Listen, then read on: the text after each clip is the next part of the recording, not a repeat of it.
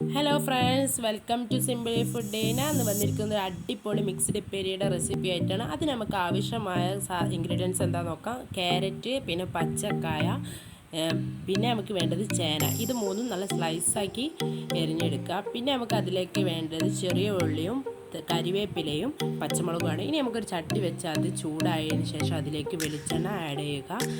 വെളിച്ചെണ്ണ പാർന്നതിന് ശേഷം അതിലേക്ക് കടുകിട്ട് പൊട്ടിച്ചതിന് ശേഷം അതിലേക്ക് 1/2 ടീസ്പൂൺ മഞ്ഞൾപ്പൊടി ഇടുക. മഞ്ഞൾപ്പൊടി ഇട്ടതിന് ശേഷം നമ്മൾ നേരത്തെ എടുത്ത് വെച്ച ചെറിയ ഉള്ളിയും പച്ചമുളകും കരിവേപ്പിലയും ഇട്ട് നല്ലോണം മിക്സ് ചെയ്ത് എടുക്കുക. നല്ലോണം വഴറ്റി വരണം. എന്നിട്ട് അതിലേക്ക് നമുക്ക് ബാക്കി ഇൻഗ്രീഡിയൻസ് ചേർക്കാം.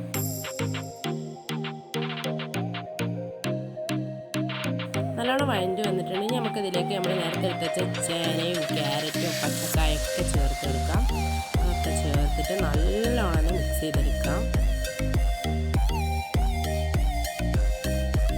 ഇനി നമുക്ക് അതിലേക്ക് ആവശ്യമായ ഉപ്പ് ചേർത്ത് കൊടുക്കാം. എന്നിട്ടെല്ലാം മിക്സ് ചെയ്തെടുക്കാം.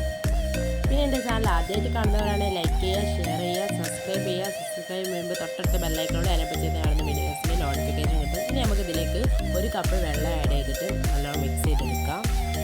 എന്നിട്ട് നമുക്കിതൊന്ന് അടച്ച് വെച്ച് വേവിക്കാം. ഇടയ്ക്കിടയ്ക്ക് ഒന്ന് തുറന്നിട്ട് ഇളക്കി കൊടുക്കുന്നത് നല്ലതാണ്. അപ്പോൾ സ്വാദിഷ്ടമായ ഉപ്പേരി റെഡി ആയിട്ടുണ്ട്. അപ്പോൾ എല്ലാവരും ട്രൈ ചെയ്യാം. Thank you.